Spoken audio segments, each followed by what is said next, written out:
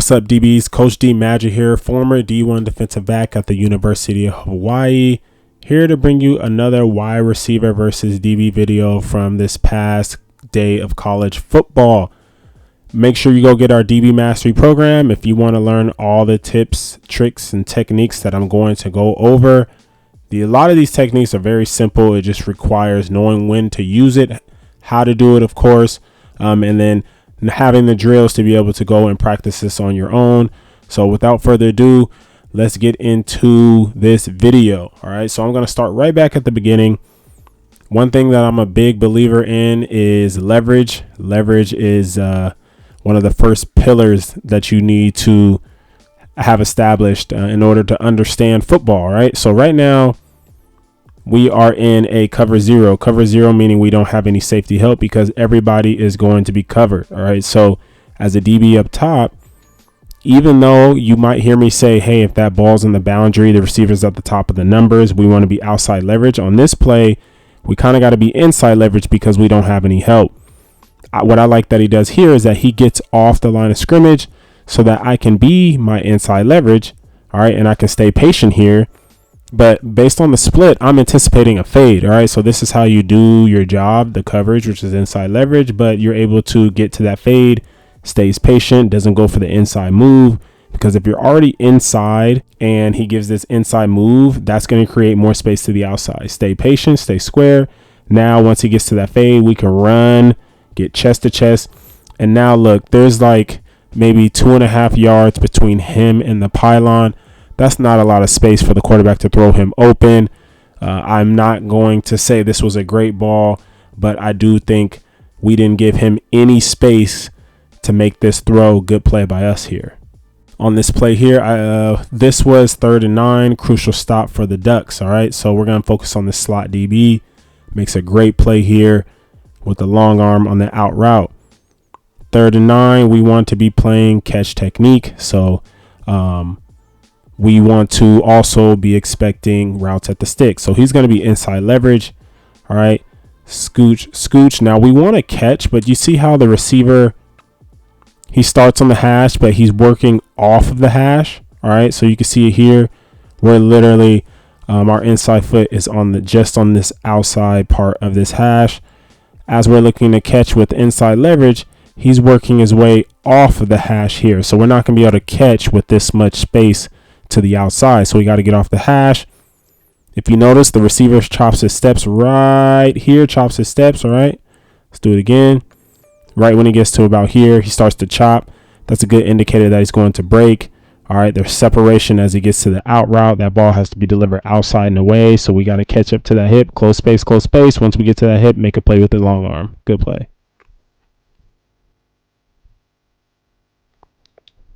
Now on this next play,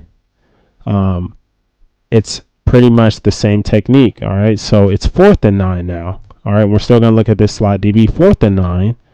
We stay inside, catch technique as well, except you see how the receiver's off the hash now. We're still inside leverage. He's off the hash, and if you watch his stem, he's stemming towards the hash. So he goes from being off the hash. Now he's going to stem and get closer to the hash. So now we can play real catch technique, because usually with inside stem and breaking routes, we literally just got to out route. I mean, they could run it again, but maybe he's stemming in to go in. On the last one, he stemmed out to go out. So if he's working his way to our leverage towards this hash, we're gonna anchor down. All right, sink down, and we're gonna catch at the top of the route, and we throw off timing. Good play again. Good stop. On this next play, there was a lot of slot phase this year, or this weekend, man, that we got beat on, and it's tough. Now, with this guy's technique, it's more so, this is like a big pet peeve of mine. I don't know if you guys ever seen, like, when people flip, like let's say you're doing a back pedal and you flip drill.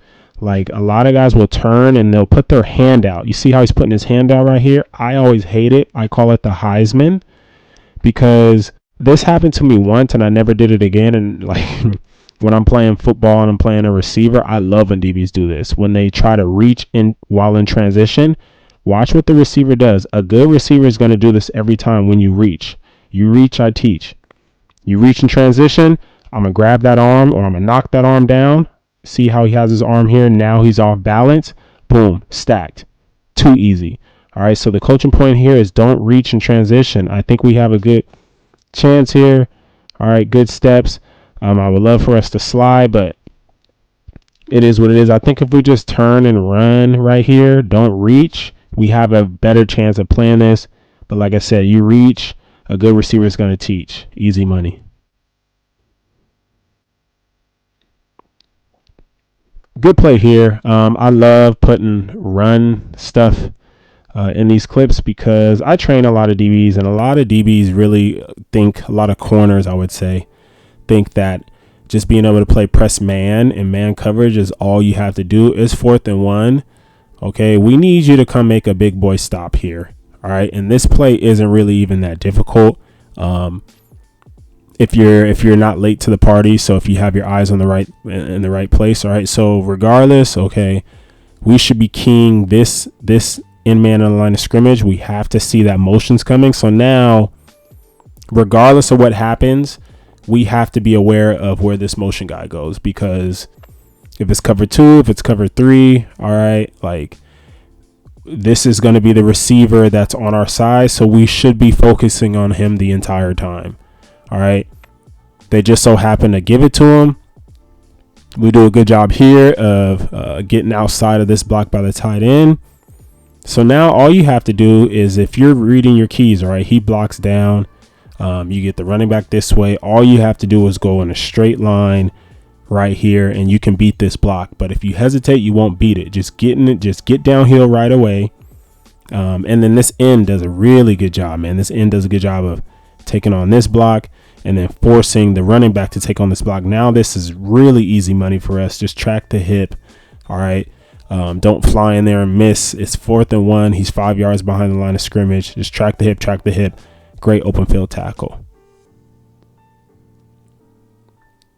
Similar situation here. I don't know if 32 is a safety or a corner, but great big boy play here, or he could be a nickel.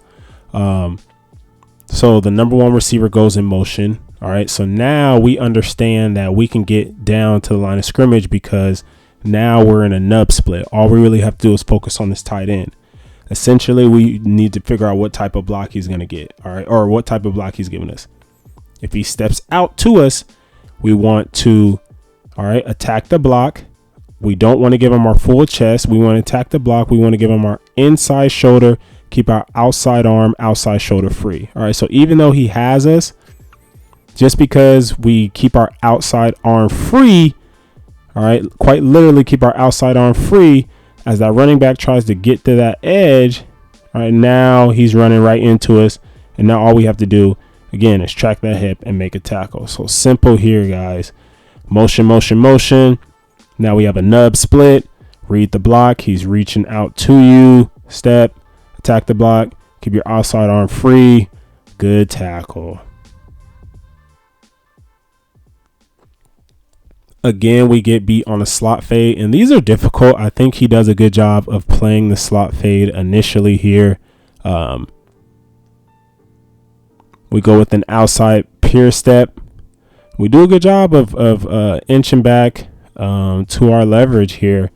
But when they have all this space to the outside, it's going to be really, really difficult if it's a great throw. I think we get to the receiver's chest, and I think we know that it's a back shoulder. Good indicator of a back shoulder is when we see the V of the neck, or that shoulder turn, that near shoulder turns to the sideline. I think we just missed the ball here. So what I would say on this play, if I had to give a coaching point, is I would try not to be in this gray area. I would say I would either try to get 2 yards and widen the release right away, and not give a free release, or I would probably be just a little further off, knowing that it looks like I have immediate inside help. So I'd probably be a little further off and probably just play scooch technique. But again, I think this is a great ball, great adjustment by us and the receiver here. But, you know, sometimes they just make a good play, but there's a couple of other things that I would do in that situation. Oh, here's why I put this play on here. I was wondering why this play was on here. Man, guys, like this is cover 2, all right? This is cover 2. Keep this in mind, cover 2. And right now, based on this picture right here, you don't have any immediate flat threats, all right? Or at the time that you're getting hands on one, there's no one going to your flat now. It's 3rd and 9. Even with this guy working across, if he throws it now, your hook can drive down, and then you guys can vice tackle this. You would be outside in. He would be inside out, 2-on-1. But it really drives me crazy when there's only one receiver to our side, and we don't get hands on the receiver in cover 2. Like I said, there's nobody to our threat, maybe the back. All right, the back doesn't look like he's getting out right away. So it's literally one-on-one, you and the receiver. I felt like we need to be able to slide and get hands on him square. Yeah, like technically we funneled him inside, but there's really no resistance. All right. And that's just my thing here. Like I could be nitpicking, but it really bothers me that guys can't get hands on the single receiver side.